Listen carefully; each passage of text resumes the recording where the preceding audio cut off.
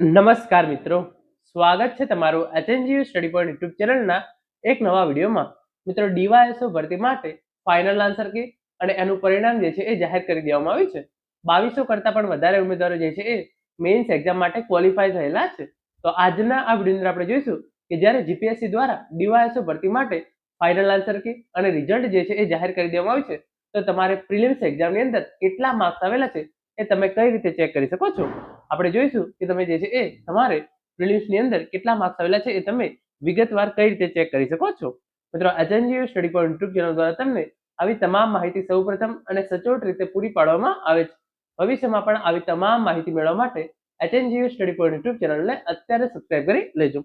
તો હવે શરૂ કરીએ આજનો વિડીયો. તો સૌપ્રથમ તમારે એચએનજીયુ સ્ટડી પોઈન્ટ યુટ્યુબ ચેનલને જે ટેલિગ્રામ ચેનલ છે ત્યાં આવી જવાનું છે. ત્યાં જે છે તમે જોઈ શકો છો એની લિંક છે એ નીચે ડિસ્ક્રિપ્શન બોક્સની અંદર અને કોમેન્ટ બોક્સની અંદર જે છે એ પિન કરવામાં આવેલી છે. તો સૌપ્રથમ તમે જોઈ શકો છો જે ફાઇનલ આન્સર કી છે એ અહીંયા મૂકી દેવામાં આવેલી છે. જે ડીવાયએસઓ નોર્મલ ઉમેદવારો માટેનું રિઝલ્ટ છે એ પણ અહીંયા મૂકી દેવામાં આવ્યું છે. ડીવાયએસઓ જે દિવ્યાંગ ભરતીના ઉમેદવારો છે એમનું રિઝલ્ટ પણ અહીંયા મૂકી દેવામાં આવ્યું છે. અને છેલ્લે તમે જોઈ શકો છો એક લિંક આપવામાં આવેલી છે. ઉમેદવારો પોતાના માર્ક જે છે એ અહીંયા જોઈ શકે છે. તો સિમ્પલી તમારે જે છે એ એના પર ક્લિક કરવાનું છે. અહીંયા જે લિંક આપેલી છે ટેલિગ્રામ ચેનલની અંદર તમારે જે લિંક છે એના પર ક્લિક કરવાનું છે. જેવું તમે લિંક પર ક્લિક કરશો આ મુજબનું ઇન્ટરફેસ જે છે એ તમારા સામે ખુલી જશે.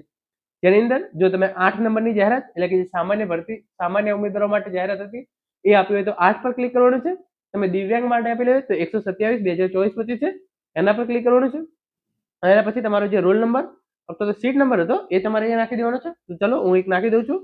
જે રોલ નંબર છે એ તમારે અહીંયા નાખી દેવાનો છે. પછી રોલ નંબર નાખી દીધા પછી તમે નીચે અહીંયા જોઈ શકો છો તમારો જે 8 આંકડાનો કન્ફર્મેશન નંબર હોય તમારે એ જે છે અહીંયા નાખવાનો રહેશે. તો એ પણ જે છે હું અહીંયા નાખી દઉં છું. કન્ફર્મેશન નંબર જે છે એ તમારો 8 આંકડાનો હશે અને કોલ લેટરની અંદર તમને જે છે એ મળી જશે.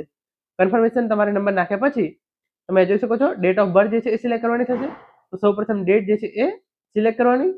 એના પછી જે મંથ છે એ સિલેક્ટ કરવાનો. તો આપણે મંથ પણ સિલેક્ટ કરી લઈએ છીએ. એના પછી તમે જોઈ શકો છો જે યર છે એ સિલેક્ટ કરવાનું. તો યર જે છે એ પણ આપણે જે છે એ અહીંયાથી સિલેક્ટ કરી લઈએ છીએ. આટલું કર્યા પછી જે પણ કેપ્ચા કોડ તમને અહીંયા આપવામાં આવેલો જે નંબર અહીંયા આપેલો હોય એવો ને એવો નંબર જે છે એ તમારે અહીંયા જે છે એ સિમ્પલી નાખી દેવાનો છે. તો આ નંબર જે છે આપણે નાખી દીધો છે.